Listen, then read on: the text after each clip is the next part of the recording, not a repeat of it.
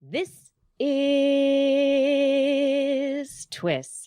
This Week in Science, episode number 924, recorded Wednesday, May 3rd, 2023. May the 4th has quantum microscopes? Hey everybody, I'm Dr. Kiki, and tonight on the show, we will fill your heads with aminos, heavy metal, and textbooks. But first, thanks to our amazing Patreon sponsors for their generous support of TWIS.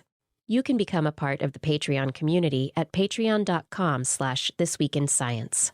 Disclaimer, disclaimer, disclaimer.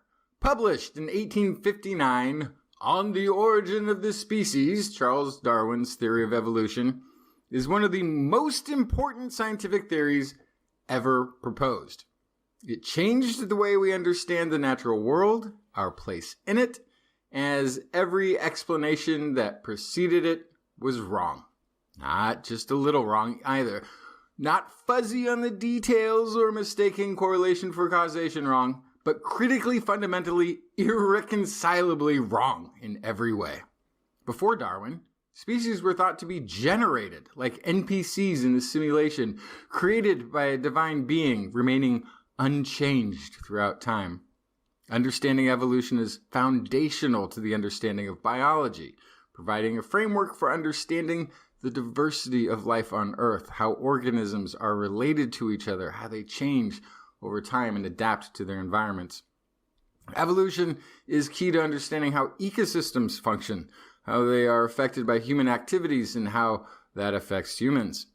It underpins everything in genetics, as genetic variation arises through evolution, passed down from generation to generation, and is essential for studying the genetic basis of disease and traits, which informs disease risk and the invention of cures.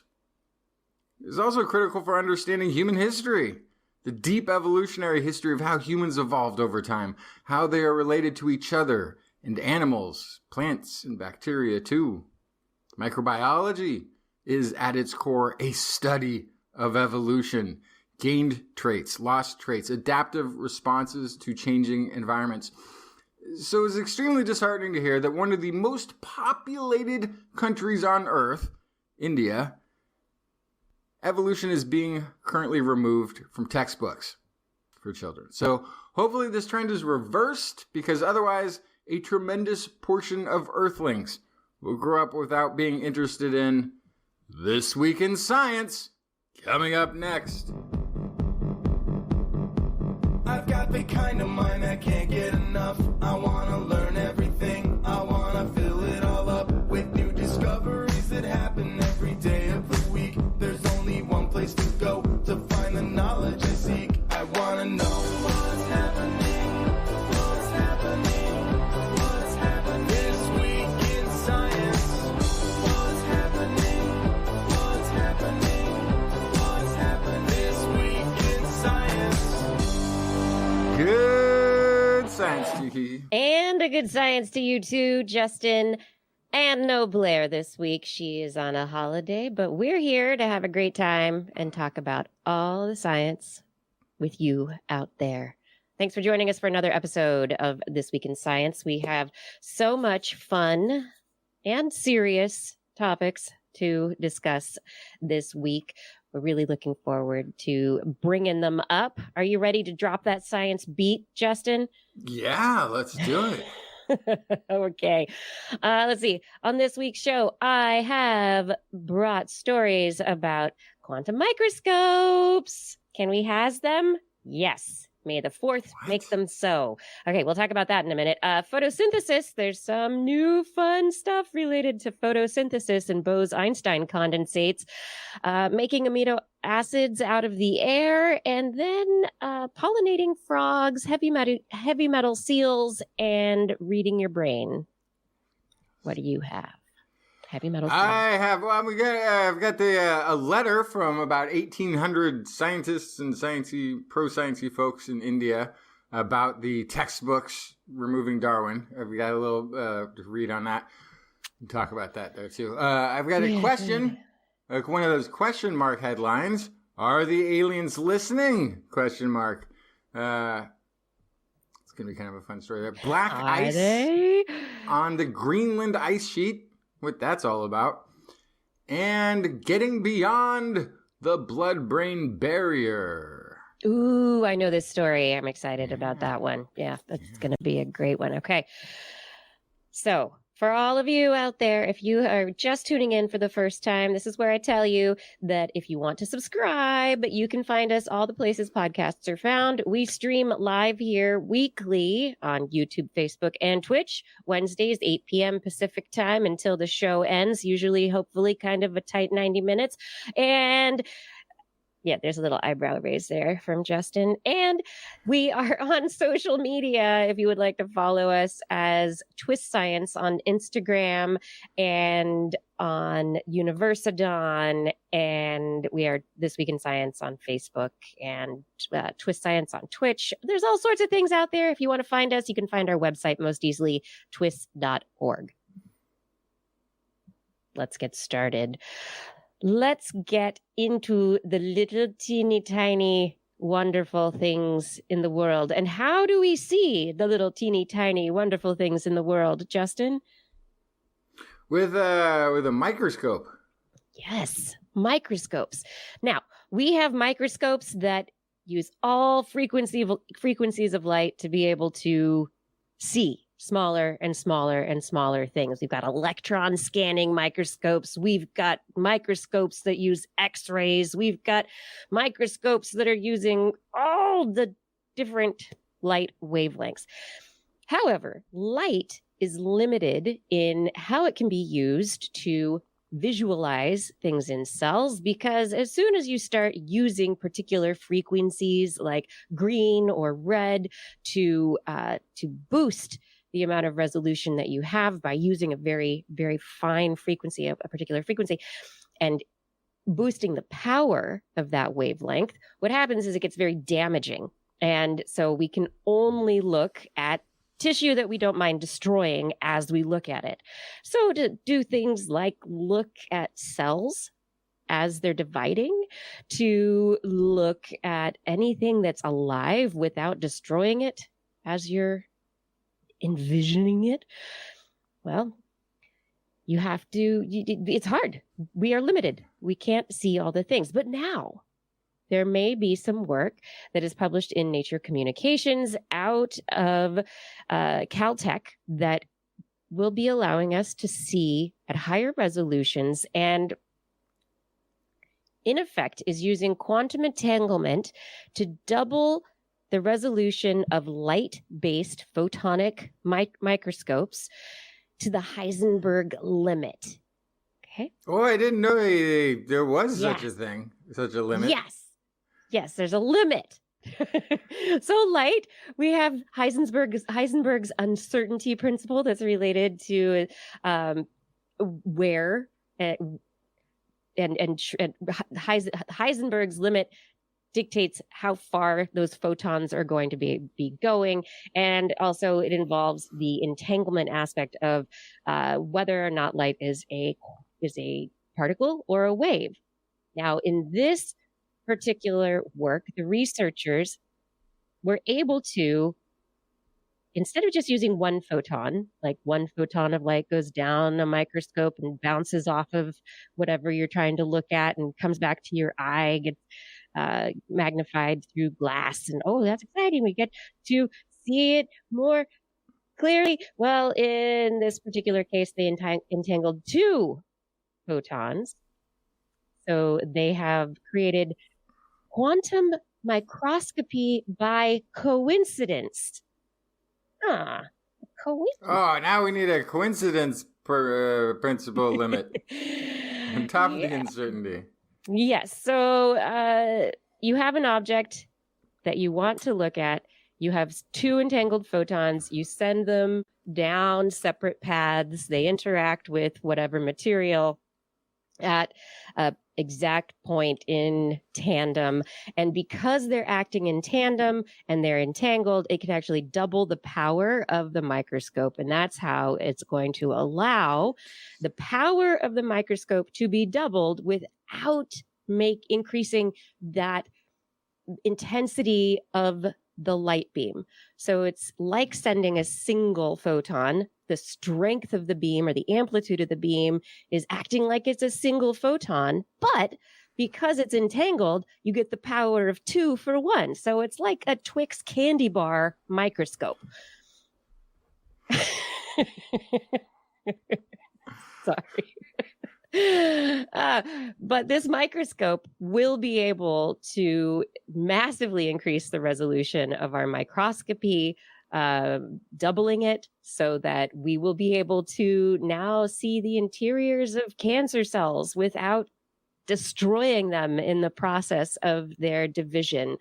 We will be able to look at living cells, at living organisms, and be non-destructive in our science. And what they're using, they think that there's no theoretical limit to the number of photons that could be involved. So potentially, the interesting aspect of this is potentially they could entangle more than 2 photons to go from not just doubling the power of the microscope to quadrupling it, quintupling it to the power at 64. It becomes a bit mind-boggling if researchers are able to use more entanglement with more photons. The resolution will just go up and up and up. But they do know that every time you try to entangle a photon, the probability of the entanglement is reduced, and so that it just becomes difficult in itself. And so you need quantum computers and this whole thing. Quantum, I don't know, quantum mania, everyone. Question. Yes, I have so many. Question. Did they build a thing, or is this a theoretical thing?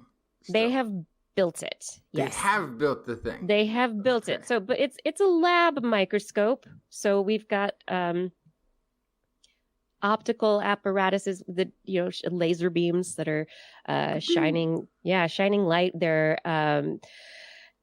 bouncing them along paths using mirrors. This is an engineering lab microscope. This is not a microscope that's in a box that you can take home at this point in time. But it could be the kind of microscope that is developed to become a product that would be used in high resolution microscopy in those places that have the capability to be able to manage the quantum entanglement aspect. Yeah. I was also just trying to think, what do you think the best, highest use of that is?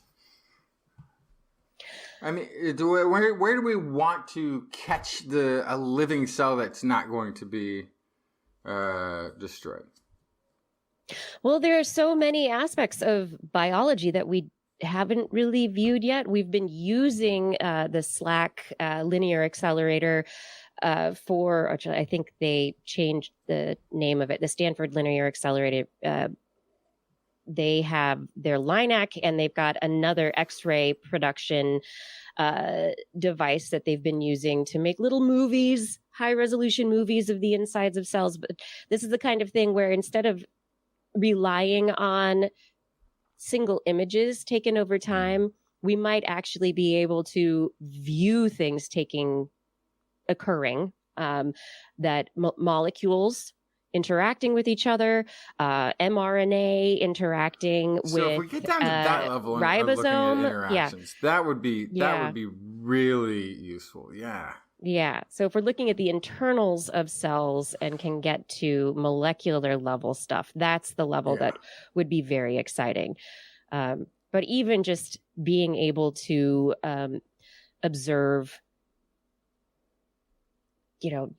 just the insides at a much higher quality and resolution would make things better and prettier for what we can see. And, it's like going from the Hubble to the James Webb when you step up in resolution. Yeah. Or don't step up in resolution. But drop in power. Because then I'm thinking, if you were trying to monitor something like stem cells, that you were going to put into a patient. You'd want to not be doing any damage, but you would want to be looking to see if they are at that mature state and ready to go. And so you would be able to verify that potentially with a microscope that has the same resolution as now, but less power, so there's less chance of doing damage. Exactly. Okay. Yep. Yeah, that's huge. It could be huge. It's it's a very it when it is used is going to be the question, because at this point it is still in an engineering lab and it is not a product that research labs can put into play, but it is something that could become very useful in the near future, and I see this moving forward very rapidly. So, yeah. Fun times in quantum land. What do you have for us? Oh, well, I guess I was going to start off by just sort of reading. This is a statement put out by the Breakthrough Science Society in India. It's part of their response to textbooks having evolution removed. So these are ninth and 10th, maybe 11th grade textbooks that for the science portion of, your regular standard, everybody goes to school. This is 24,000 school systems with millions and millions of students throughout India are being impacted by this. So the government has this group called, I think, Insert. And during the pandemic, they scaled back the sort of learning modules. Deciding that, we're going to have you do less schooling at home during the pandemic just to make, because it's already stressful enough, which kind of makes sense. However, what they cut out during that was they left out things like Darwin. They also left out a lot of other interesting things we might talk about. But no, we're just going to leave out parts that are crucial to your understanding. No. Yeah, just going to leave out some of the points. So anyway, the pandemic ends, students are back in school, and they decided that they were going to rationalize the education system. Their words, content rationalization. Oh. By leaving Darwin out. Now, they still get it, I guess, in the last year of what would be like high school or something, but that's it. So this is a letter from the scientific community objecting to that, and it sort of this is the intro to it. The country's scientific community is seriously dismayed to see that the theory of biological evolution, which is an integral part of science syllabus in the 10th standard, I guess that's the 10th grade, has been dropped. It was first dropped as an interim measure for syllabus reduction during the corona pandemic, but Insert states that it is dropped permanently as a step in content rationalization. Scientific community feels that students will remain seriously handicapped in their thought processes if deprived of exposure to this fundamental discovery of science. The fact that the biological world is constantly changing, that evolution is a law-governed process that does not require divine intervention, and that humans have evolved from some species of ape have been the cornerstones of rational thinking ever since Darwin proposed his theory of natural selection. Expressing these concerns, the scientific community has issued an open letter signed by more than 1,800 scientists, science teachers, educators, science popularizers, maybe that would be us, and rational-minded citizens condemning this directive by the Insert. But like I said, it's not the only thing going missing. There's apparently a whole lot of history of India. Oh dear, is being removed. Apparently, they've removed all mention of the Mughals, which was this Islamic India, the rulers of India, the main religion of India for a long time. Like the Taj Mahal. Are we familiar? Yes, but the history of it, or the Taj Mahal's been removed just completely? The Taj Mahal building. Just picture that. It's gone. The folks that built that were Islamic or Muslim, Yes. And that's being removed from the history, which is interesting because the building is still there. But this is my fear. It's like when that building goes down, that is the point, I think, when India will have gone completely into this regime that has a religious bias. Science is against this. So is history. And science is a big part History, of that also. for sure. Yeah. So is a lot of science gets tied up into this desire to change history. Like a lot of science. So it's really unfortunate because, again, big portion of the population of the planet is going to be kept a little further away from science going forward. And that, I think, is one of the very big points there is that if this educational system is countrywide, not continent-wide, countrywide, that this is one of the largest countries and growing countries in the world. And if, it would be allowing a lack of information to be reaching one of the most rapidly growing segments of Earth's population. So there's that concerning.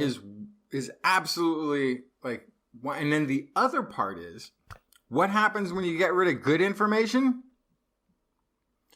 Yes. You make room for bad information. Right. So if people have questions, if kids have questions, but it's not in the content, then they've just taken stuff out, but have they made room for how information is supposed to be added back in for kids who want more? Well, actually, so there is some comments from folks that work at this part of the government who are stating that they can go on the web if they want to look stuff up like that. They're taking out real numbers.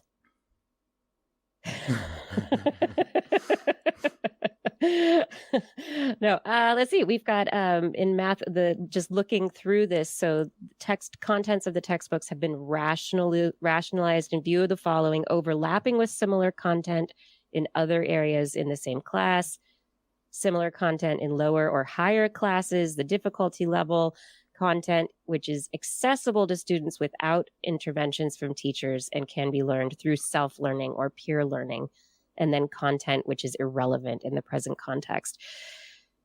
I think that's making massive assumptions. I mean,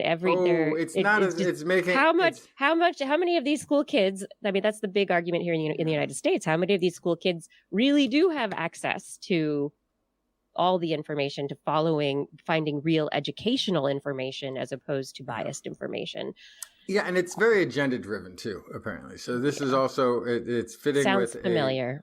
Religious fundamentalist context. Yeah, I mean, and to not throw stones living in glass houses, which even if you live in a brick house, don't throw stones. Don't throw stones. It's not nice. It's just not nice. But yeah, Florida. I mean, that's the thing. If Florida exists, if Florida is, I don't know who's following whose lead, but this is happening in the United States too. It has been. And this has been a battle for years and years with intelligent design, with textbooks. We've talked about it for decades, textbooks being written so that they don't include information related to climate change or the link between carbon dioxide and increasing temperatures.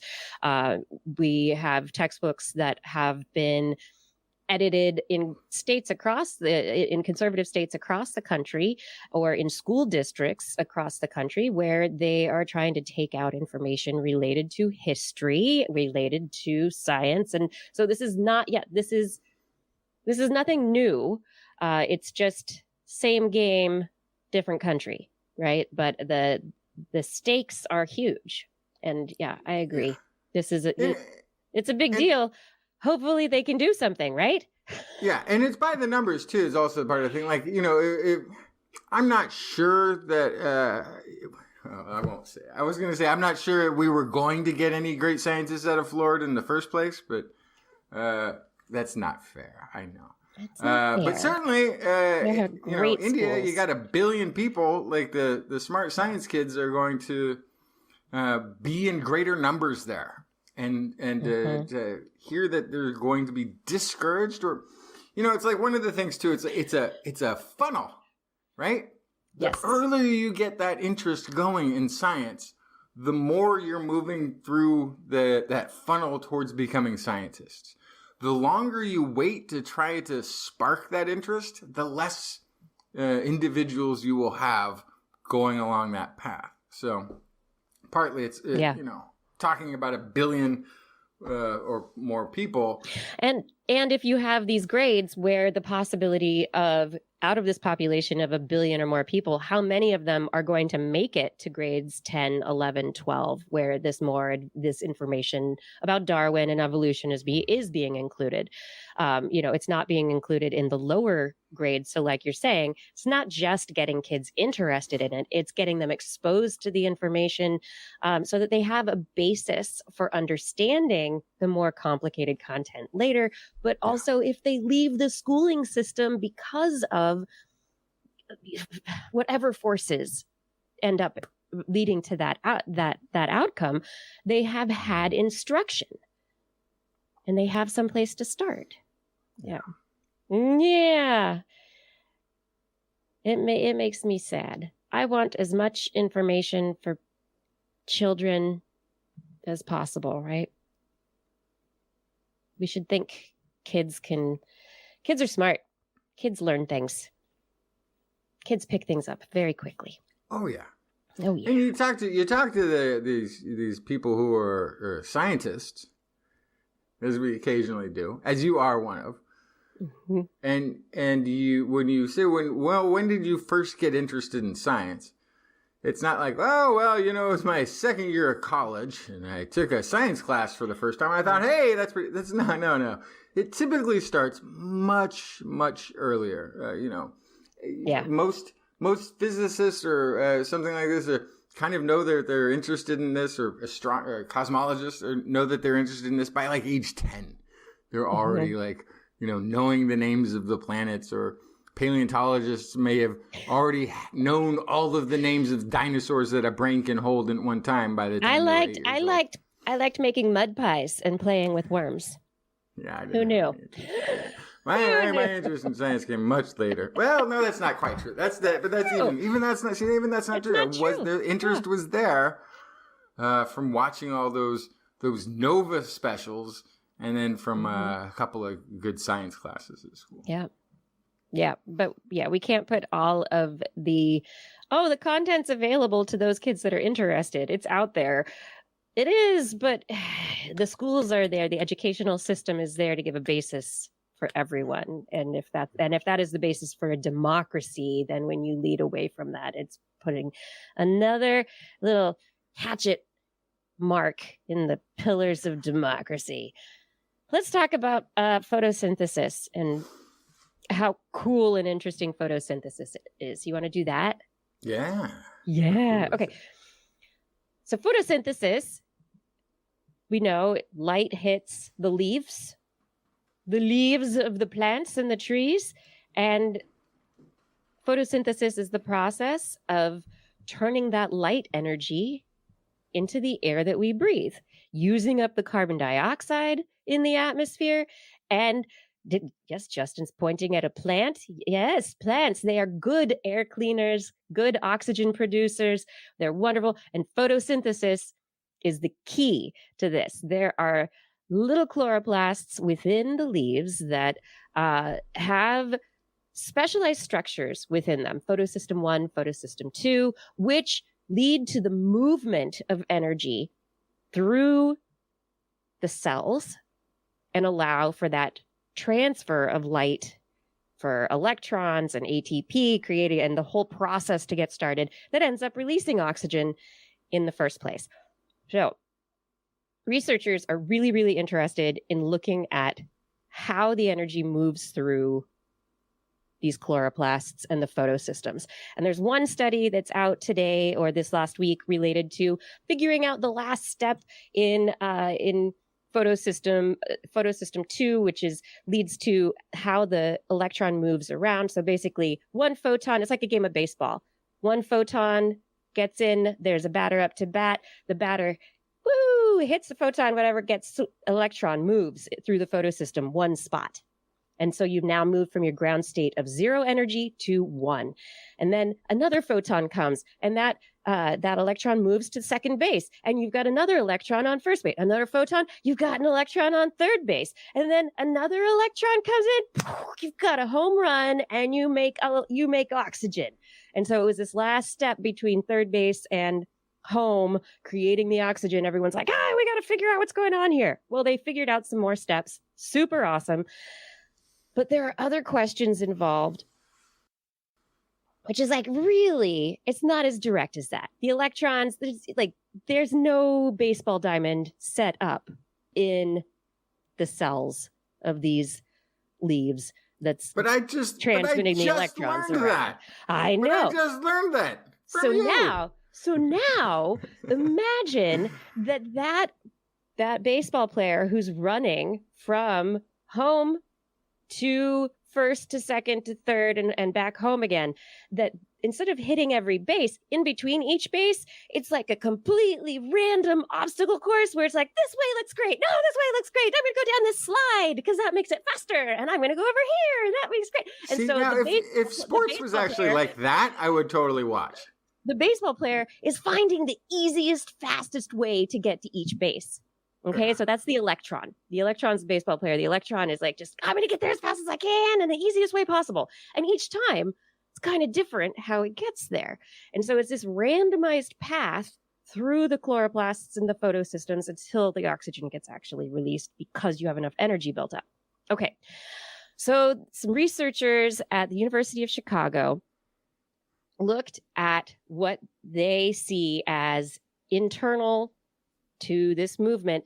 These electrons, every time they move, they also create a hole next to them. And the electron and the hole partnership is called an exciton.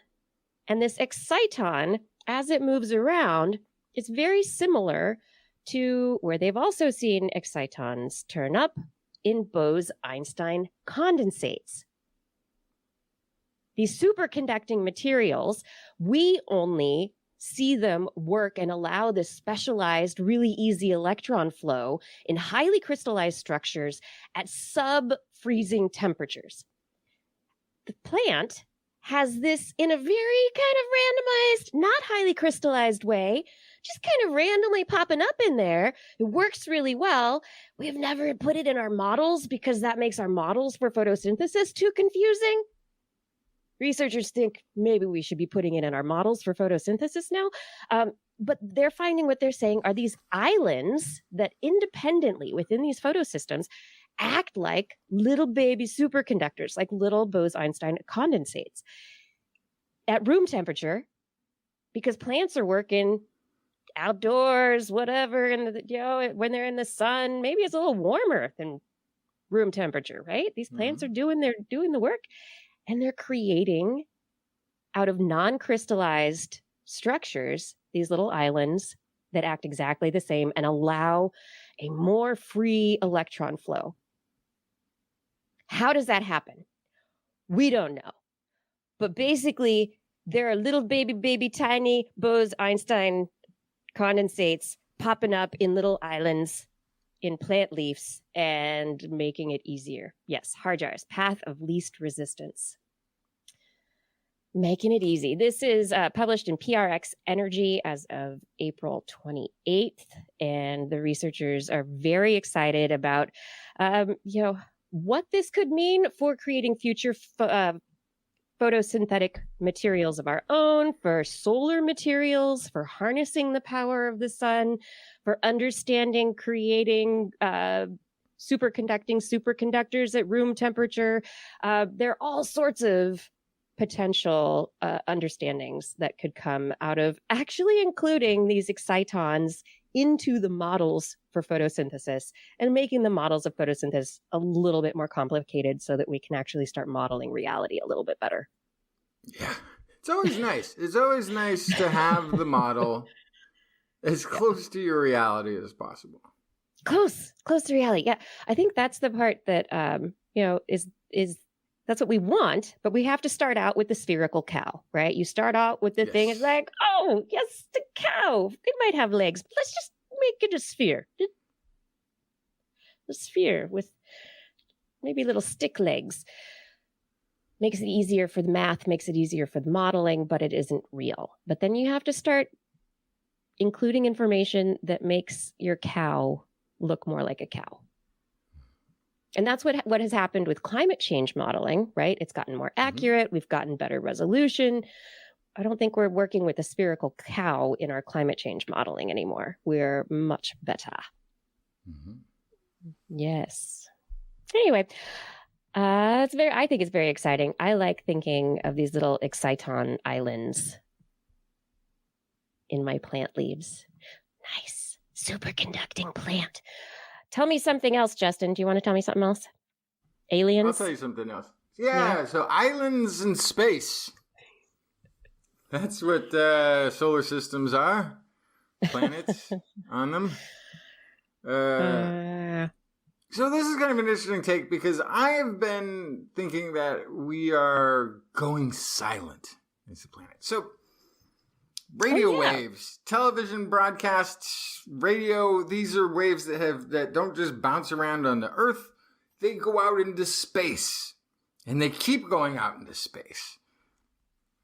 And for 70 years or so, we were broadcasting a beacon in the universe of these semi-intelligent radio waves. These unnatural radio waves broadcasting out into space. So anywhere, 50 to 70 light years away, if there's a planet out there with folks that can hear, that are paying attention, they might say, hey, this one area, there's one planet over here, or at least this one solar system is making a very strange signal. And then they would know, hey, there's some people over there named the Ricardos or the Honeymooners or whatever television show they saw first, right? Okay. But then we've gone all digital and we're starting to stream, and now maybe now there's no signal, right? Maybe the signals are like, okay, there's still some radar signal here and there, but nothing like it used to be in the heyday of broadcast.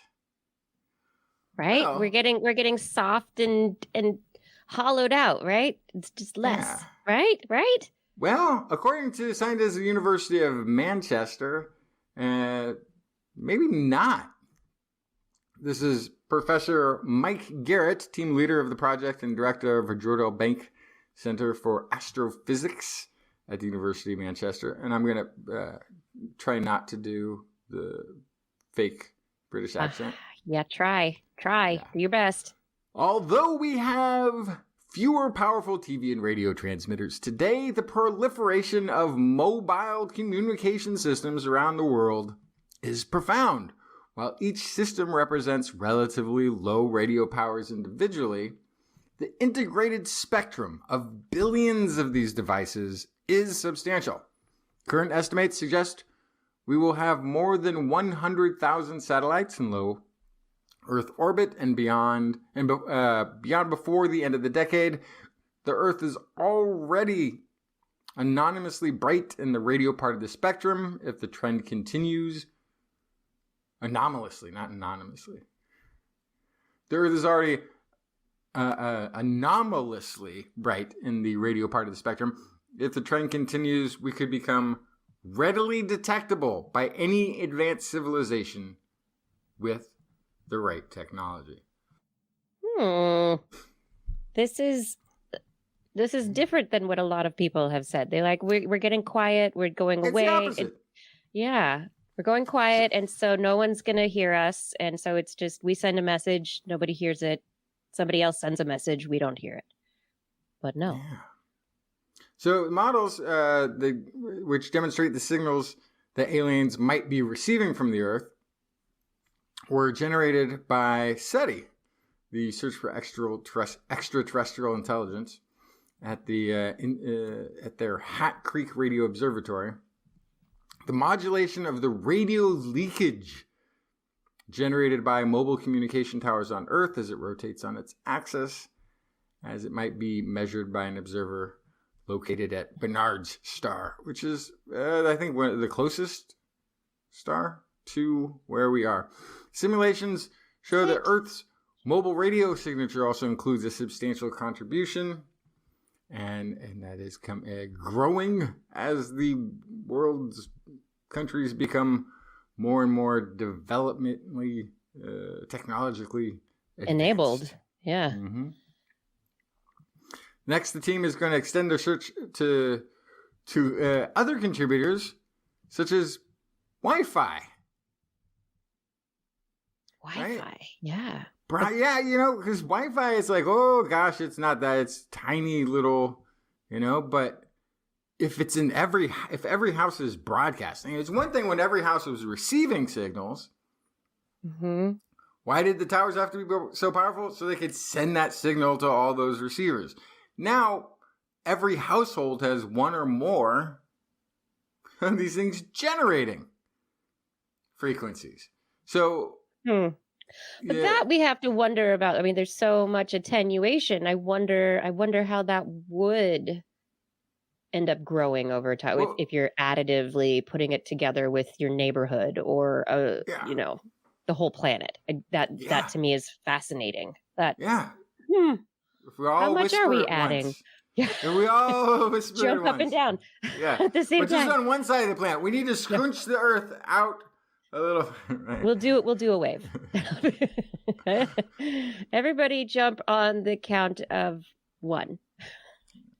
It's a little less exciting than the TV and radio broadcast signals going out, because at least with those, I had this imagining that they would be watching, television, following television, and then commercials and everything else, and the news of the planet as these waves got to them. Right? Probably it might be a little difficult to pick up an actual channel that far away, but this to me would seem much more like just noise.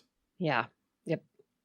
But it's not going to be listening to people's conversations or watching an individual TikTok, but there will be a signal. Or maybe they will. I don't know. Like, well, we also are assuming technology, right? Like the receiver technology. Like, what are they? Maybe they're like super advanced. The other thing is, maybe not. Like life, I have no doubt life exists everywhere throughout the universe. It's just probably fundamental property of nature at this point, based on everything we know on this one little planet. But intelligent life? So yeah, let's look for space Wi-Fi signals. Let's like Kevin Unique is saying that these signals aren't coherent, frequencies are constant, having multiplicative power outputs. I see synchronicity all the time. It doesn't take much to put together a spike. There's noise in specific frequencies. So it's just if we can figure out, like this study is doing, the specific frequencies that we should be checking out for intelligence, what can we boost? And also what else should we be looking for that we're not looking for, even though we're doing a bunch of scanning.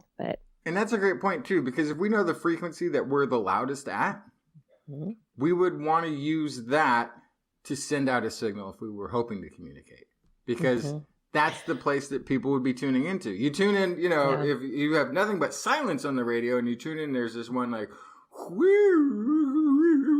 you're like, oh, I listen to this weird sound coming from space. And then we can modulate a signal over that. We can have a one-way communication system to the universe. Ooh, one way. Barnard's star is a small red dwarf in the constellation Ophiuchus. At 5.96 light years from Earth, it is the 4th nearest known star to the sun after the 3 in the Alpha Centauri system. So I thought Alpha Centauri's stars were closer, but it's the closest star in the northern celestial hemisphere. So it all depends on which part of the planet is pointing in a particular direction. So, Barnard's star. And it has the largest proper motion of any known star, 10.39 seconds of arc annually. So it's got a lot of motion. I don't know what that means, but it's a good target. Let's aim at it. Let's send our kisses and hugs and kisses from Earth to Barnard's star.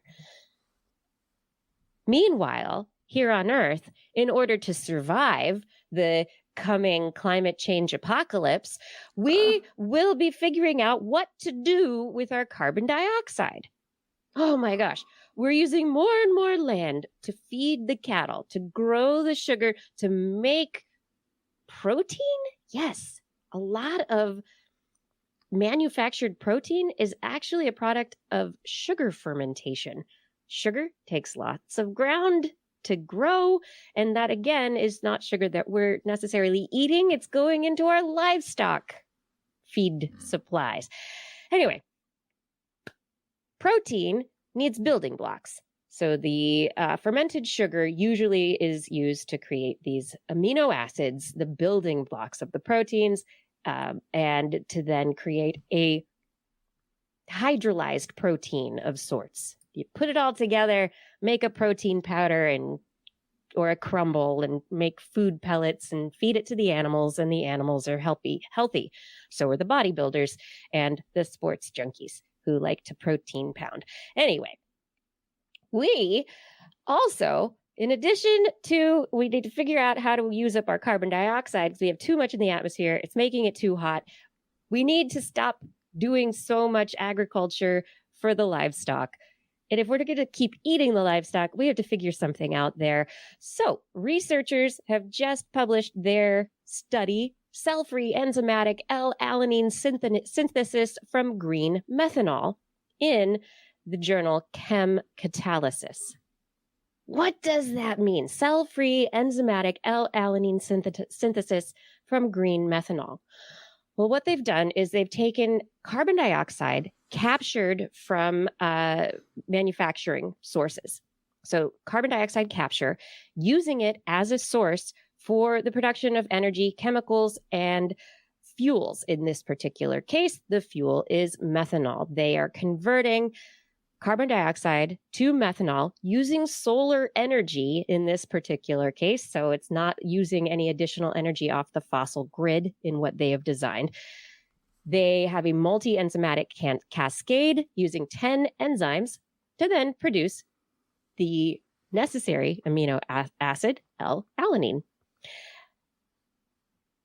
L-alanine is the first of many that they hope to be making to replace these fermented sugars that we're using to create proteins that we use to feed the livestock, that we use all this stuff that just creates more carbon dioxide, uses more land. In their situation, they'd be reducing carbon dioxide, producing L-alanine, using less ground space and less agricultural space than would be taken by plants. And also, if they're using solar energy or other sustainable energy sources to be able to power all of this, it could be energetically less demanding on the environment in its end form.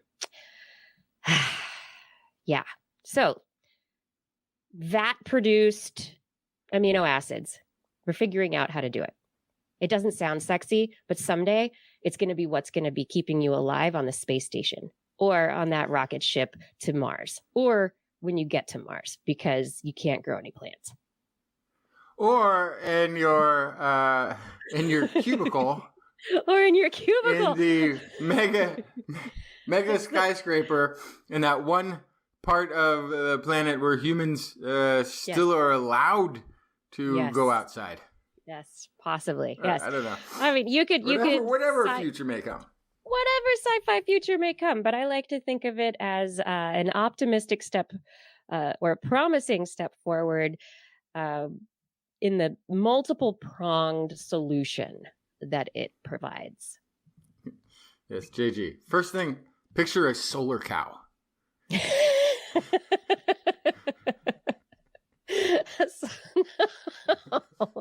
Oh, I love our chat room. I don't want a solar cow. No solar. Well, I guess this is a solar cow in effect.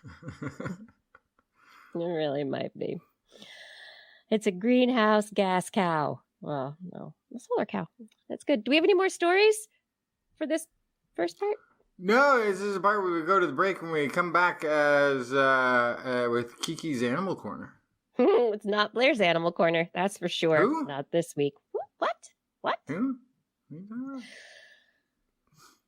Thanks for being here, everyone. This is This Week in Science, and we want to say thank you for joining us for another episode full of science fun and discussion, learning. Hope you're learning a lot this week. If you are enjoying learning, don't keep it to yourself. Share This Week in Science today with someone you know will appreciate it.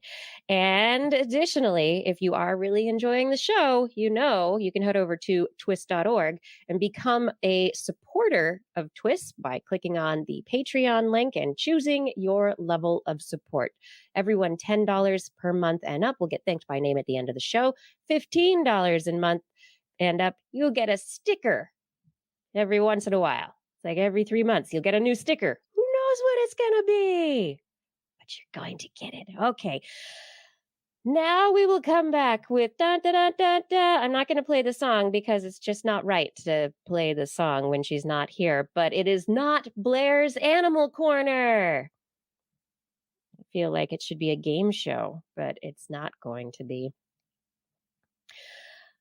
All right, Justin, to really get this started, we want to talk about frogs. Frogs are so cute and nice, and they're dying. But, you know, we think of them very often as these amphibians who are just involved in insect control, or maybe they are the canary in the coal mines for pollution and climate change, warning us about what's happening. But in this new study, we find that they may also be important for pollinating flowers. Yeah, so a species of Brazilian frog known as Xenohyla truncata. It's a tree frog, and it is a frog that likes to hang out in the milk fruit tree in Brazil.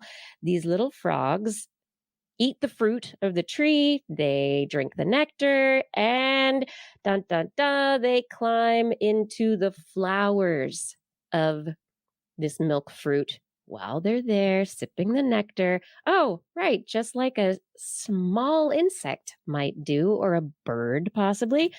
And these frogs, yes, they crawl in, and the researchers discovered as the frogs crawled in and the frogs crawled out, they were covered in little pollen grains, and the frogs were going, bouncing, jumping around between flower to flower, transferring pollen grains because they had been stuck to the moist skin of their backs.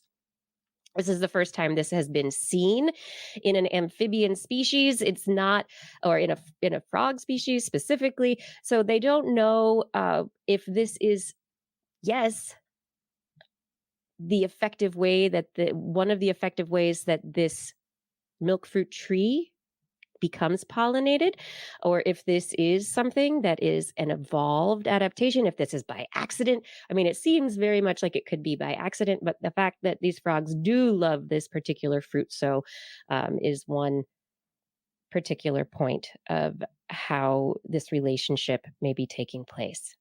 But again, it does really put the arrow in the center of the target, or the nail on the head of how important frogs and amphibians are to so much of ecosystems and the little roles that they play. And we lose frogs to climate change or pollution, and we may also be having them disappear from other important aspects of the ecology. No frog. If we took the frogs away, what would happen to the milk fruit trees? We don't know that for sure. Yeah, it sounds like very much to me like this, like because you just postulated like, wow, how did the relationship start? That they may have replaced a different pollinator, right? So maybe there was a thing that lured the frogs there in the first place, a tasty insect or something. Right? And now it's And now they're the pollinator because they like to. It's like, oh, the flower, this is a good flower. Yeah, maybe they were going in there for the insects to start out with, and then they're like, no, I really like the energy that I get from this lovely nectar, this milk fruit That's enough. tree nectar. That's all I need. Moving from frogs, these cute little frogs in Brazil, to fur seals. Let's talk about heavy metal. These are some heavy metal seals. They really are heavy metal seals.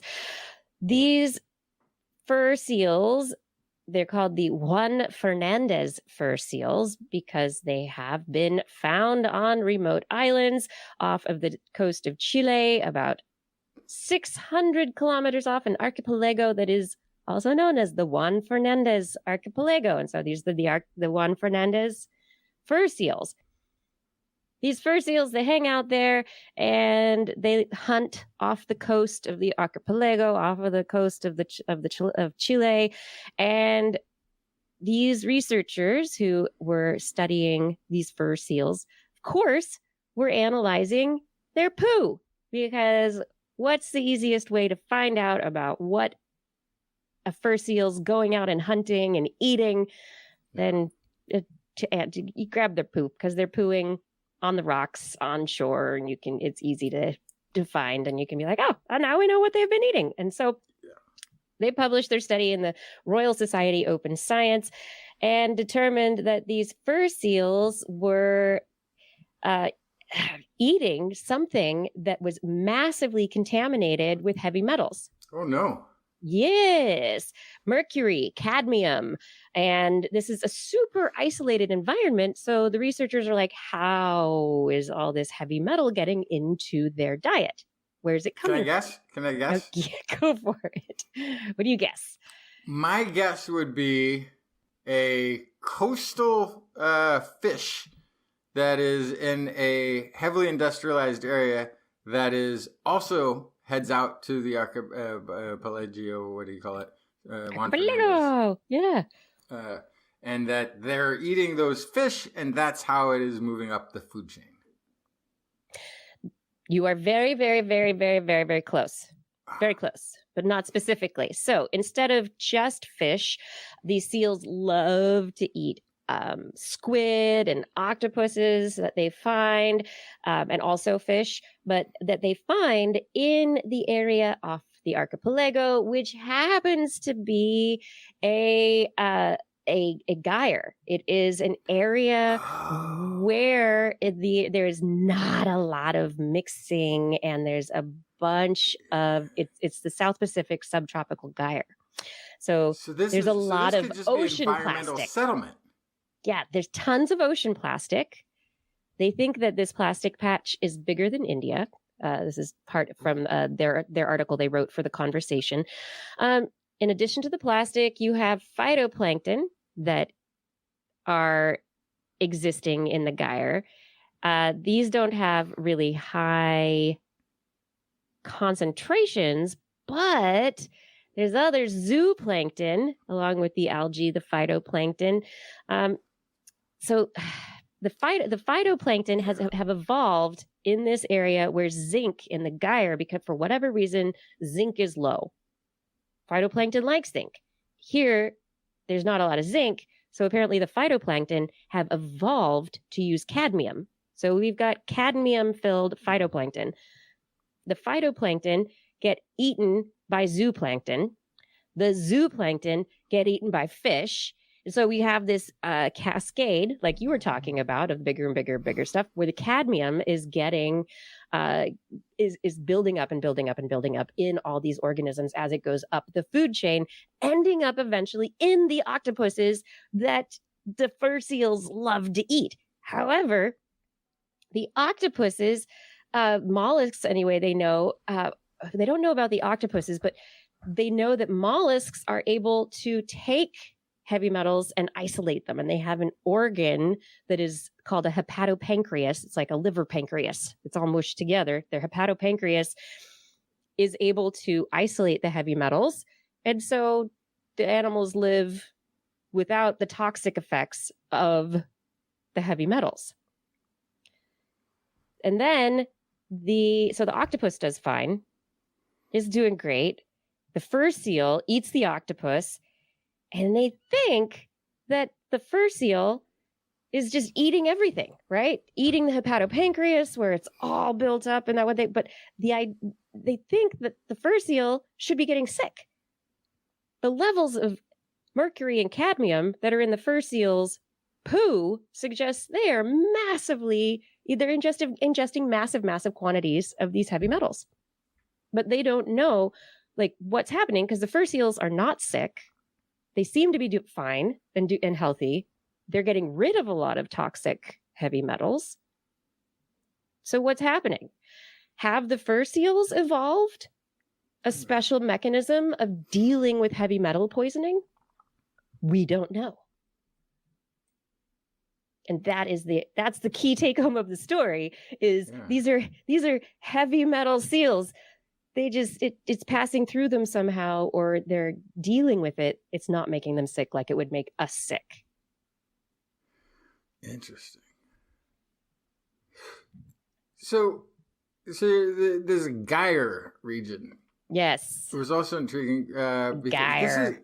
If that means that there's less ocean floor motion. Mm-hmm. It's like we talked about this in a story not too long ago about the region near Bornholm, which is a massive sort of kind of inland sea. It's not an inland sea. It's connected to the ocean, but still it's really far away from it. And it's an area where there isn't very much current on the seafloor. There's not a whole lot of motion. And so a lot of heavy metals there have built up just from drifting down to the bottom over the years. Right. There's like high concentrations of lead and other things, right? So that's another thing that could be adding to this this sort of heavy metal toxic environment is just dropping from the atmosphere. Where things are ending up. We don't know enough about how, I guess, metals like that are mixing from the atmosphere. That's a really great point. I don't know how that would work. Not that it wouldn't. Yeah. But it means that it sits if there's not a deep ocean floor current to displace anything, it's all rests on that top, a couple of inches, which is going to be very different than the seafloor below it. So there'll be evidence. You should be able to see all the evidence of lead fuels dropping in. I don't know how many ships go through that area, but I have no idea. Yeah, no clue. Yeah, I mean. Yeah, there's multiple questions here, right? Where do the heavy metals come from? To see how they're resisting this heavy metal diet. Because that's not something we can do. So if we don't eat the whole octopus, we only eat the tentacles. So we don't have to worry about the heavy metals. No, don't throw "we" into there. I would get that. I don't eat octopus tentacles either. I'm not a fan. But people are not getting the heavy metal poisoning from octopuses because we're not eating the organ that is isolating the heavy metals within the octopus's physiology. But when we eat heavy metals, when we have things in our environment and our diets that are heavy metal laden, our body can only get rid of so much, and we get heavy metal poisoning. The toxicity effects are really damaging. And so if we could figure out how the fur seals are naturally managing their heavy metal levels, could be very beneficial to us. Harzer says that's fast for evolution. But it might be a thing that's already there, right? Yeah. And so then you encounter this new thing in the environment, and it doesn't affect you because you already have something that's able to counter. The Harzer has got a good point though. Are they looking at whales? But then there's a lot of other things in that environment, including the fish themselves, right? Yeah. So this is definitely going to be an interesting area to study. For sure. Always interesting things to study. So many questions out there in the world. How does it work? What's going on? Justin, what's the next question that we have to answer? Oh, gosh. I'm supposed to have a story ready, aren't I? Yeah, get to it. Okay. What does it say? Oh, yeah, this is an interesting one. So, it turns out the glaciers of Greenland are teeming with life. This is headed by Professor Alexandre Anesio, with a group of researchers from the Department of Environmental Science at Aarhus University. That's here in Denmark. They have discovered that microbes have adapted to life on ice. Not just one or two species, not just a few extremophiles living on the glaciers, but several thousand different species. This is quoting Alexandre Anesio. A small puddle of meltwater on a glacier can easily have 4,000 different species living in it. They live on bacteria, algae, viruses, and microscopic fungi. It's a whole ecosystem that we never knew existed until recently. So we know that life finds a way, don't we? We have found life several kilometers underground, living without sun or oxygen. There are billions of microorganisms that eat minerals down in the bedrock. We found the clean room in NASA. There was a bacteria that was specifically eating paint in the clean room.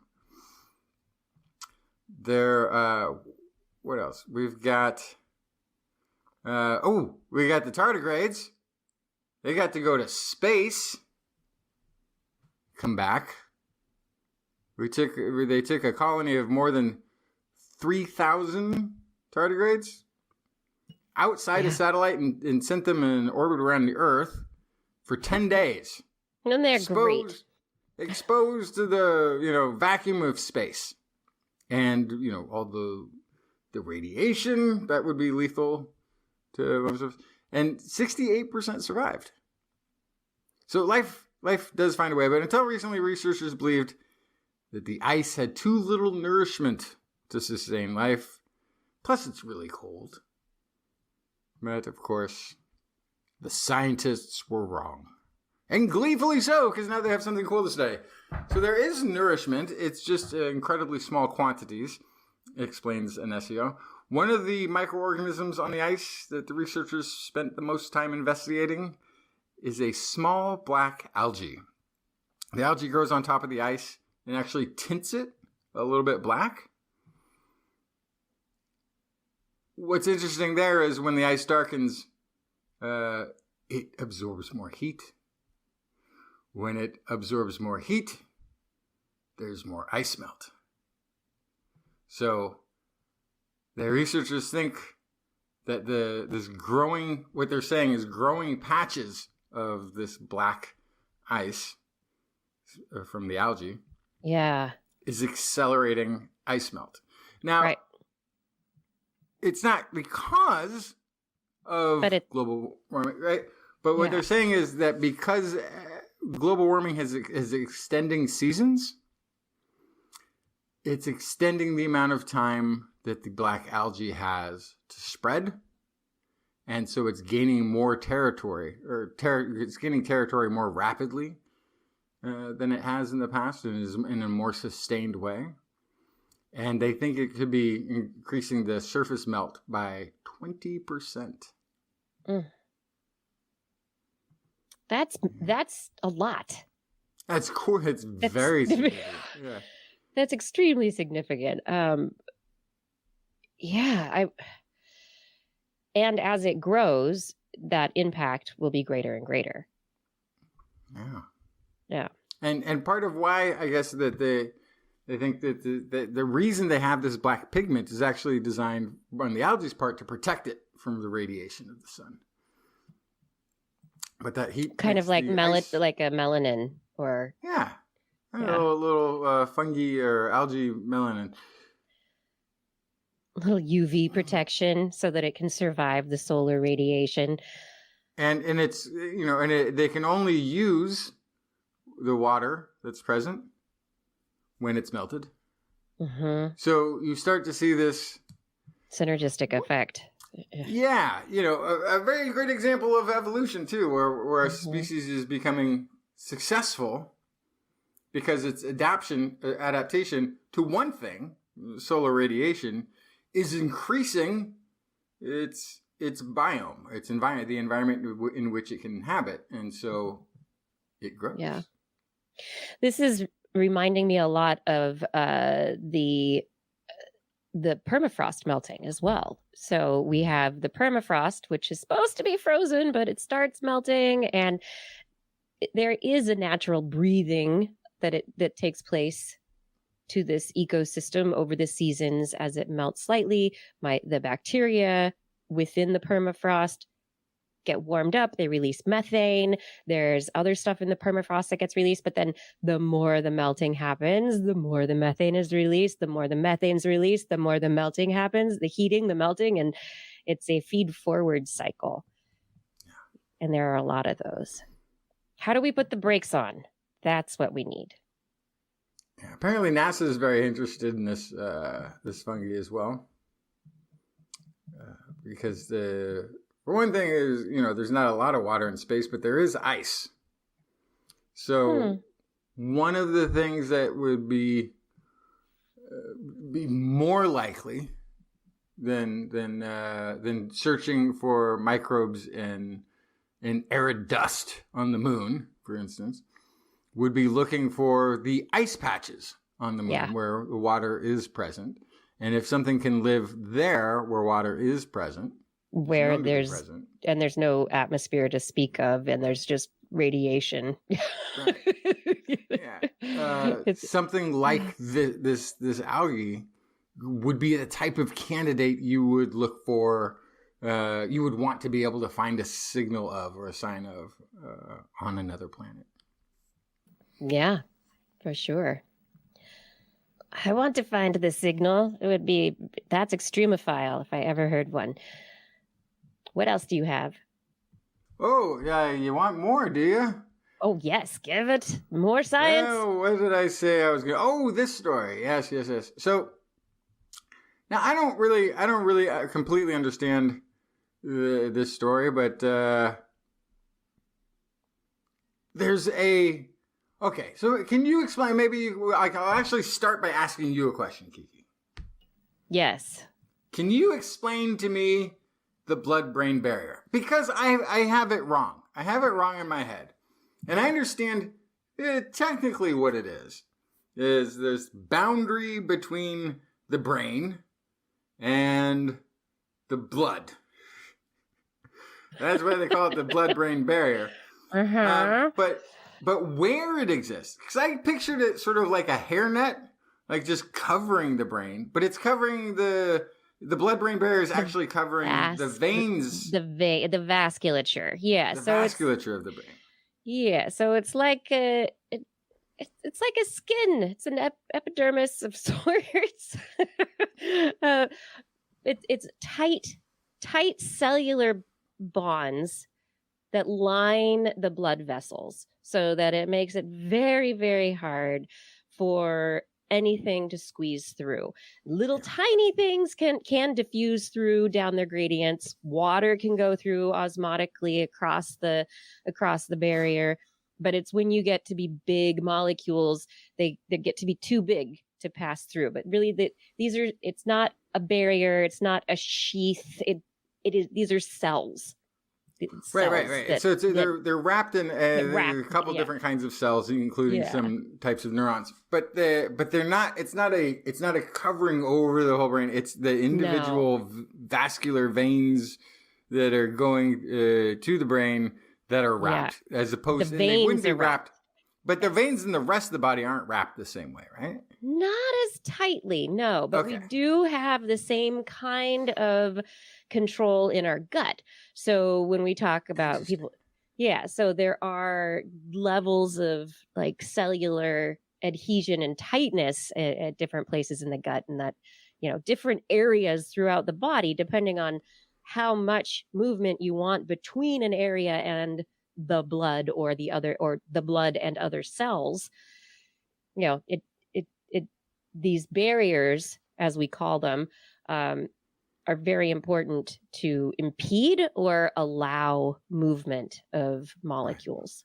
And so normally carbon, oxygen, and water are allowed to go through the blood-brain barrier, but it's designed to keep out pathogens, bacteria, larger molecules that shouldn't be there.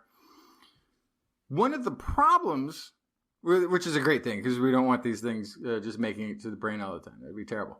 But one of the problems with this is that then drugs that we want to go to the brain can't get there. And so when a cancer or some pathology, meningitis or something, toxoplasmosis, occurs in the brain, we don't have access to get a treatment to the location. Right. This research is using a new technique of skull-implanted an ultrasound device that permeates. It's sort of basically that sheath that you're talking about around the vasculature. It kind of makes it loose. You hit it with this sound wave, these ultrasound waves, and it just kind of relaxes. It permeates. It becomes more porous. And so by targeting the vasculature, they can, and then injecting you would just take a drug in some instances, right? And that drug is now circulating through the bloodstream, but it goes through those veins that go by the brain, but normally can't get through because, there's like a big red velvet rope there that says nobody can pass unless you're at least this small or whatever it is. It makes it permeable to the drug. And they've the report I've got here in front of me is showing that they were able to get a chemotherapy drug to the brain utilizing this system. This paper is published in Lancet That's amazing. Oncology. Yeah, and so the other thing that this can do, so this now just opens up. This opens up. There's a long list. There's a huge long list of theoretical treatments that could be applied to ailments of the brain. But they've just been shelved. They've been sitting on the shelf because there's not a way to get through that blood-brain barrier, at least not safely. So in an animal experiment in a lab setting, you can do a gene therapy treatment by placing that gene therapy into the brain. Now, the way you do that is rather traumatic. Right. Okay? Not something you would translate necessarily to a human patient. By being able to target a specific area where you are doing this permeation, you could also not just deliver drugs or chemotherapy drugs, or you could also do gene therapy treatments with this. So this is opening up this ultrasound device. Opening up the brain. Literally is opening up the brain access to all of the things that science has waiting and already developed, already experimentally tested a lot of different things. Because again, in the animal model, you can puncture your way in to test a gene therapy, a drug, whatever it is. Yeah. And so we have shown effectiveness on trials up till human. Then we've had to stop because there's no way to safely attempt these therapies. This could be that thing that allows all of these all this research that's collecting dust, all these treatments, all these potential cures. We're talking all Alzheimer's, Parkinson's disease, meningitis, metastasized cancers, all sorts, right? We're talking about a huge list of incredibly pernicious diseases that are that and so I guess part of it is just because ultrasound is, I mean, this utilization is obviously very advanced, but not new. Like, it wasn't a revolutionary new technology that was required. It's the use. It's the application came along now. So I don't know. I think this one's very exciting. So so this is the question is, okay, we're at this point still, it's going to be for people who have something that's fatal, right? That you have a brain cancer that's going to kill you, because you don't want to be sticking something in your brain, a drug in your head like that, unless you know that's exactly what it's going to do, is it's going to have a specific effect, which is get rid of that cancer and help you survive. So, you don't want to go putting random holes in your vasculature. Here's the thing. What if there's something else in your bloodstream at the same time? Bacteria, other things at the same time when you ultrasound that blood-brain barrier just to put a drug in. So if you're doing, this is still not going to be something to be taken lightly. It's going to be for the serious uses. Yes. So, but now that's in the beginning. Okay. So first of all, this will become more specialized for sure. Permeability also heals, I guess, recloses within 24 hours. And that's also important. You're not leaving the door open. No. You are 24 hours. It's a little, you've got blood while. Circulating. That's a lot of time for if it's already there. But you're not leaving that as a permanent situation. The other thing is, I would think that you could get to, because you can be targeted with this, I mean, you can focus this beam, you can decide, here's the location in the brain that we want to access with a gene therapy. You can apply this to that direct area. You could even input that the gene therapy or the drug or whatever it is into that specific region. Instead of just having it circulate the blood, you could actually become much more targeted with this going forward. Yeah, I mean, at this point, it's still a skull implantable grid of ultrasound emitters. So you're still putting a hole in your head. The ultrasound is not like a little thing, a cap, like it's not something that you're going to your hairdressers and you sit inside and it's like, oh, the little beam that you have no idea is taking place is doing anything, is ultrasounding into your head. There is impact. This is still, this is early days. I think at the big point is the potential for where this is going to go. It's exciting, but opening up the blood-brain barrier, huge. It's massive. This is not something that has been done before in this way. Also, to be clear, there's a infographic involved in this. I don't think it's to scale. The aperture that they're showing. No. The thing that's being implanted to allow this, I think, is much larger than the actual device. But I don't know. Yeah. I think this one's going to be one of those. Gosh, we've talked about this a tremendous amount of times. New treatment that could if it could, but if it can't get there, so then it can't. We can't even try. Can you get in there? Can you get into the cells? Parkinson's, how do you get there? Alzheimer's, toxoplasmosis, meningitis, metastasis, all these horrible brain ailments and more that now scientists can at least start experimenting on people. Yeah, but not starting there. Starting with phase 3 trial after having done. They're doing the research. They're not. Yeah, this is still clinical trials. Yeah. They're still doing the work, and they need volunteers. for the clinical trials. That's true. Yes. Yes. Volunteer. It's very important that they be volunteers. Yes. Yeah. Let's see. This last week, big news out about brain reading and decoding people's brains. Study published in Nature Neuroscience on May 1st.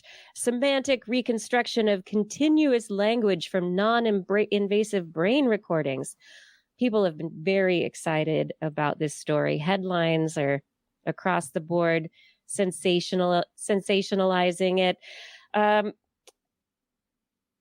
The researchers, part of it, I think, is because everybody's big into artificial intelligence right now.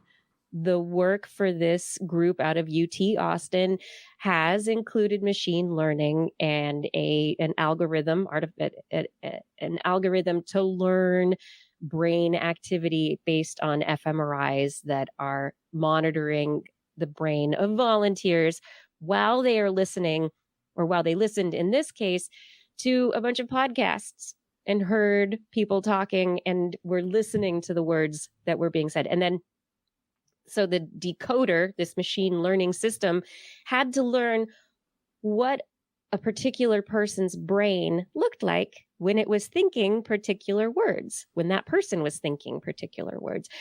And so they listened to a bunch of podcasts and then had to say a bunch of words and had to think a bunch of words. And they later had the participants had the fMRI reading them as they were imagining telling a story or listening to a news story.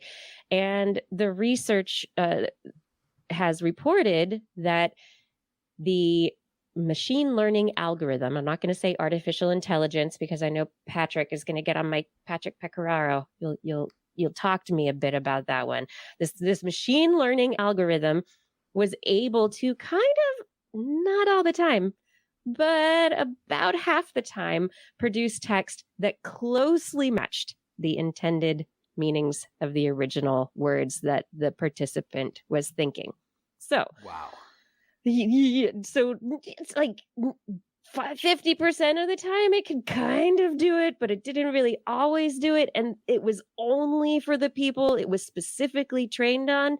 So this mind reading AI that has been, brain decoding AI that headlines have been spouting about. If you've just been reading the headlines, you have not been getting the full story, because this is not doing it yet. This is not general brain reading or brain decoding. Oh, I disagree. These are very specific instances of people who have been trained, and the AI has learned from them. The machine learning algorithm was trained on them. But there were, in experiments, for example, as it says in the press release, a participant listening to a speaker said, "I don't have my driver's license yet," had their thoughts translated as, "She has not even started to learn to drive yet." So there's some the contextual accuracy is there. I disagree that it's not here yet. Look. But that's only about 50% of the time, only on people that have been trained on. But that's the whole thing. Look, this is... It'll get better. Infancy. Yes. This is the infancy of this technology. Yes. So if we were 50 years in and it did that, we'd be like, well, maybe it's not a thing that can really be done reliably. Yeah. You know, if you ask the kids today, when was the telephone invented, they're not going to include the thing that was connected with a wire into the wall. I don't know what that thing was. That's not the phone. Phone has got apps and it can watch movies on it. That thing that's a listening device that you old folks used to use. A squawk box. Yeah. Yeah. So when we're comparing, you know, when can you have recorded music? Well, yeah, it was there, you know, in the 1800s on a wax tourney thing. But I mean, this could be the same. What is it, Alexander Graham Bell or whatever, or exactly. You know, picking up the phone or I don't know who did the phone. But the problem was, like, he kept trying to use this thing, and then the guy on the other side's like, yeah, hi, yeah, no, I know, I don't want to talk right now. Yes, I know. Watson, Yeah, can it's you very hear me? exciting that you invented the phone and you gave the first prototype to me, but you can't keep calling me all the time because no, I know you have nobody else you can call, but this is like I have a life. I need to do other. You need to make more of these and send them to other people so that okay, I'm gonna let you go. All right. Well, I know who that is. I don't even need caller ID. It's only one other person with a phone. Anyway. Yeah, we've moved way past that. But at this point in time, we do only have, I don't know, one lab with this brain decoding device because it does rely on time need on an fMRI machine. So it's only wherever fMRI machines are found and people who have the algorithm to implement this process and the time to train individual people on the brain reading. And they're hoping that they can transfer the process to more portable brain imaging systems. There are others that don't have the same kind of resolution as fMRI, but perhaps if the algorithm learns specifically enough, they won't need the same amount of resolution as the fMRI. But this is where we are. We are at, this is an fMRI based thing for specific uses in individuals at this point in time. But yeah, maybe someday it's going to be, the patch in your head where you click a button and your computer knows exactly what you're thinking. It's going to be even have to click a button. scarier than that. It's going to be scarier than that. But my prediction is they're going to use like microfacial eye tracking thing so that it won't need the fMRI. It won't need the brain waves anymore. It'll use that to train the system to find ways to read. Yeah, I know. I'm going to walk around making really weird faces all the time. Yeah, you know what it's going to translate into? I got to keep making these faces. I got to keep making these faces. You're going to have to concentrate to do that. My last story for the night has to do with anorexia nervosa and some researchers out of the University of Copenhagen, right near you, right close to you in Copenhagen. Is that how it's pronounced? Sort of. It. On what day? Not just even the American ear, the rest of the world can't pronounce Danish properly. Okay. This is my. so nobody fine. Can. Yeah, it's fine. Great. Anyway, this research, which recently was published in Nature Microbiology, I find absolutely fascinating. And apparently you wrote an article about it that I wasn't aware of. But I think it's just a fascinating study. Anorexia nervosa is known as, it's a disease where people die of starvation because people become less and less likely to eat. They starve themselves. Karen Carpenter was one of the large, older celebrities to have succumbed to the disease. And the question is, for the longest time has been, is it just psychologically based? Does somebody become anorexic because of social pressures and other psychological reasons? And does that then persist? Is it just a psychological issue? And this research suggests that that is not the case at all, and that there may be a very large component of anorexia nervosa that is linked to the microbiome. And they haven't been able to determine cause at this point in time. It could be the social pressures lead to the lack of eating. The lack of eating changes the microbiome. That change in the microbiome then goes on to change other factors within the gut and the brain that then lead to a persistence of a lack of searching for food in a person. But they don't know that for at this point in time. What they have determined it by manipulating microbiomes of mice and looking at the microbiomes of healthy women and women with anorexia, they were able to determine that there are differences in the bacteria that are present. There's some bacteria that have skyrocketed, some of them that have been lost altogether. Bacterial genes and metabolites that are expressed in the blood have also changed. And there are also increases within the anorexic group in a particular compound called indole 3-propionic acid, which in the gut slows down digestion, slows down the passage of food, and then it makes you feel full. So you're less hungry and you don't want to eat. So your digestion slows down. So anything you eat is just going to take forever to go through, and you're just not going to be hungry, even if you haven't eaten in a very, very long time. They took the bacteria from the anorexic women and implanted them into mice, and the mice actually ended up having weight loss that was similar to the anorexic situation. They additionally had a group of mice. They put mice on restrictive diets, and the restricted diets also led to this, but those with the anorexic microbiomes had a much faster weight loss and more permanent weight loss. And then there were genes in the hypothalamus related to appetite suppression that were released. So the genes in the brain were changed as well within these mice. So they were able to determine that there's actually physiological signaling changes that are occurring as well. So again, we don't know exactly what's happening to cause anorexia in the first place, but there are some aspects of this that are perpetuating. And we were talking a bit about the climate feed forward stuff, the black ice, and other aspects of that. This looks to be a very similar situation. Yeah, so this is, my take on this kind of is that it sounds like a natural self-defense mechanism.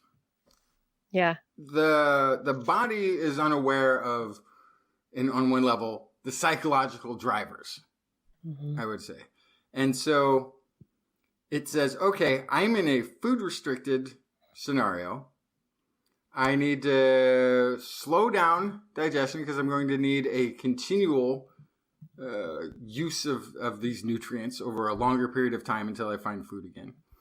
Also, it was having an appetite reduction effect on the brain. Yeah. And so... Yeah, so that's kind of like, I don't have food, our ancient ancestors. You can't spend your whole time in the pangs of hunger because you need that energy to go and eat or go find food. And so it's helping fight off starvation. It's helping buffer or protect the body from starvation. And in the case of anorexia, it ends up facilitating the disease. Yeah.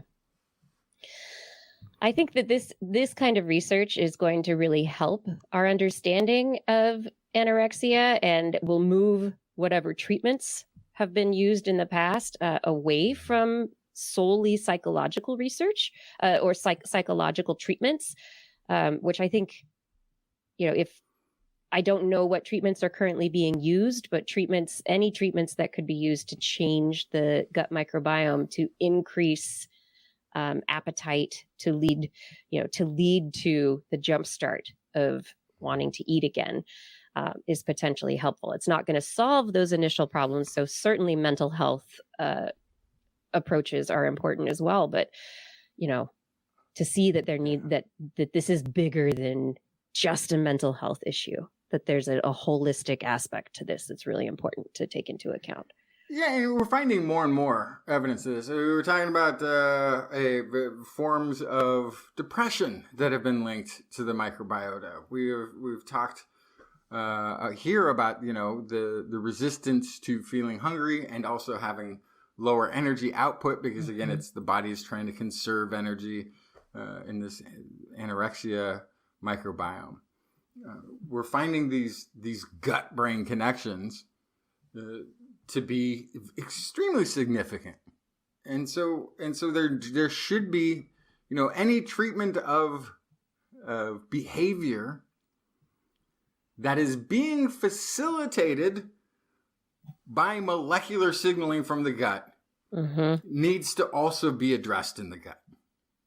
Yeah. Otherwise, you're really, you're really challenging people to do something about it when it's not their fault. There's also a recent study about UTIs, urinary tract infections, that found that multiple infections tend to be facilitated by genomic changes in the urinary tract, and this is a treatment that it makes it so you're much more likely to have recurrent UTIs if you've gotten some in the first place.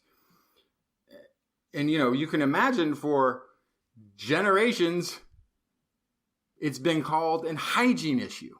Yeah. Yep. Well, it's not. It's not a hygiene issue. It's a genomic alteration in the lining of cells that's facilitating additional infections.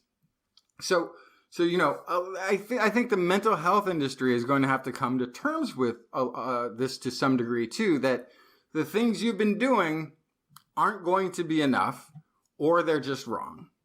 Also a possibility that there are physiological molecular bases for some of the diseases that have not been addressed in all. So it's not just mental hygiene is my point. You can't just keep putting it on the individual. Well, your mental hygiene needs to be better. And so they go, I will think positively. I'll do think positive. It's going to change everything. All these I'll think positively. But now I have another UTI. I'm searching for happiness. So it didn't work. Yeah. So I must not have thought positively enough. Yeah. The trauma of bad treatment, right? Yeah. The stress and anxiety caused by following and adhering to a treatment that doesn't work over and over again must be exceedingly frustrating. So things like this are very important. Yeah, forget the cranberry juice. You can still do that if you like it.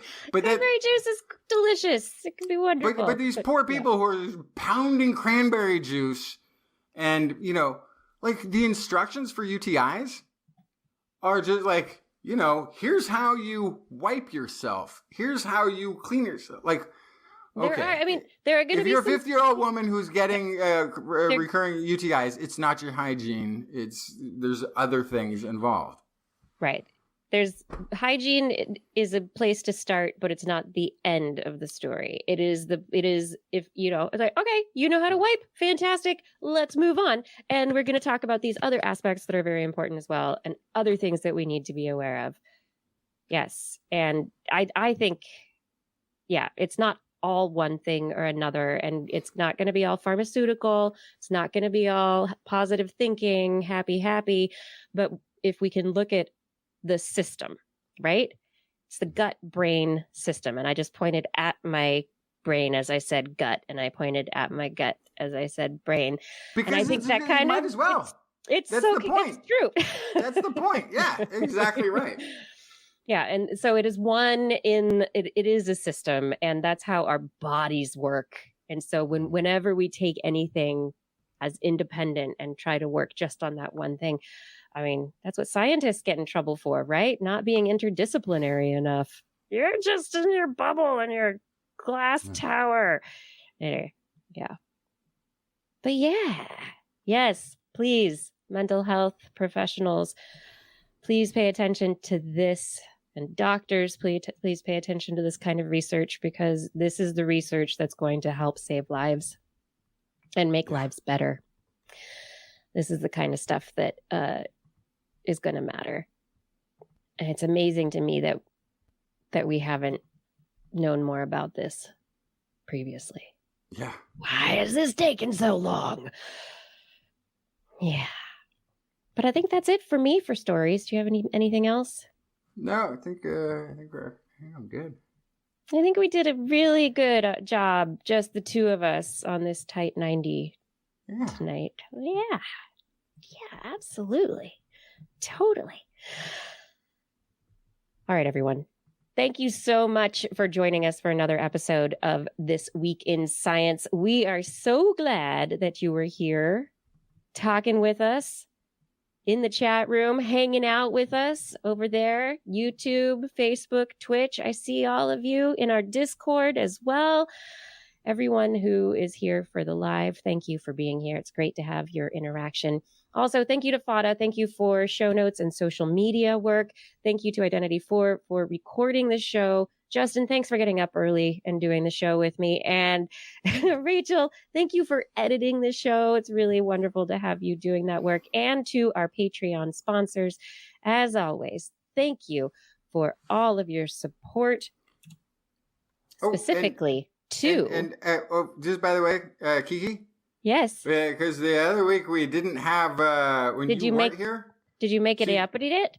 No, so you have to read all the names twice today to make up.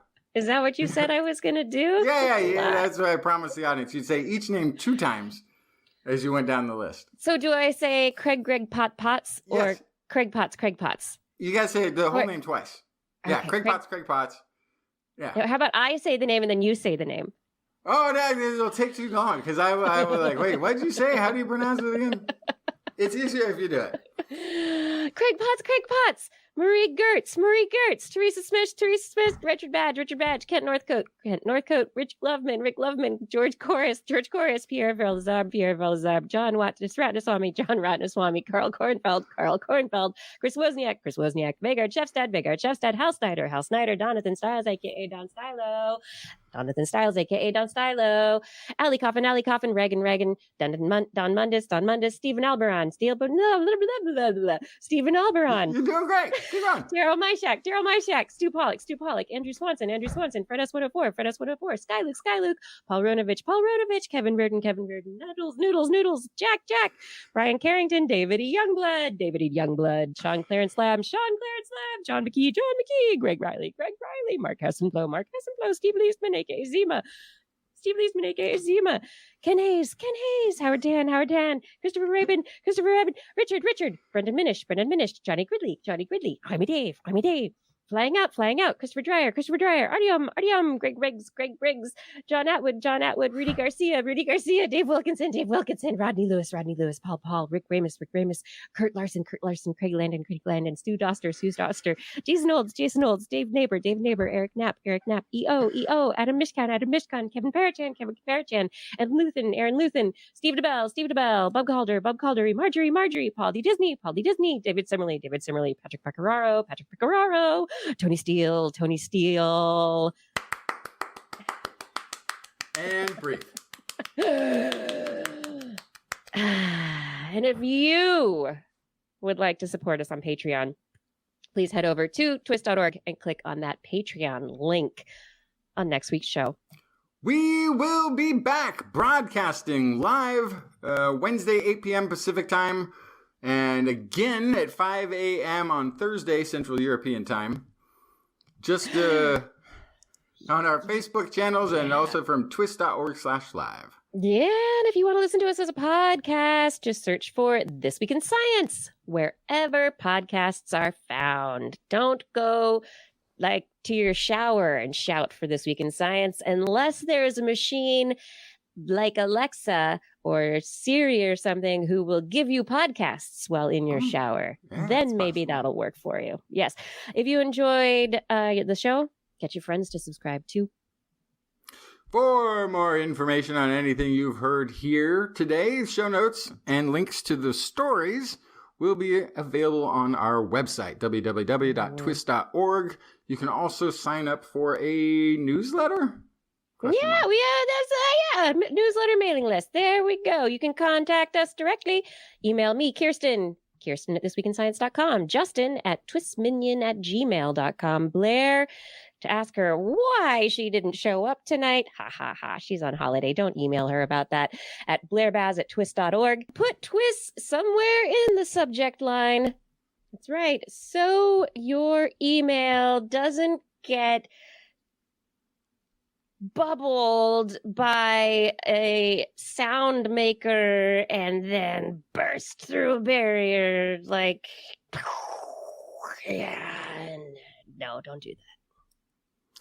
You can also hit us up on the Twitter for now, where we are still at TWIS Science, at Dr. Kiki, at Jacksonfly, and at Blair's Menagerie. We'll love your feedback. If there's a topic you would like us to cover or address, a suggestion for an interview, a haiku that comes due in the night, please let us know. We will be back here again next week, and we hope that you'll join us again for more great science news. And if you've learned anything from the show, remember... It's all in your head. This week in science. This week in science. This week in science. This week in science, it's the end of the world. So I'm setting up shop, got my banner unfurled. It says the scientist is in, I'm gonna sell my advice. Show them how to stop the robots with a simple device. I'll reverse global warming with a wave of my hand. And all it'll cost you is a couple of grand. 'Cause this week's science is coming your way. So everybody listen to what I say. I use the scientific method for all that it's worth. And I'll broadcast my opinion all over the earth. 'Cause it's This Week in Science. This Week in Science. This Week in Science. Science. Science. Science. Science. Science. This Week in Science. This Week in Science. This Week in Science. This Week in Science. This Week in Science. This Week in Science. This Week in Science. This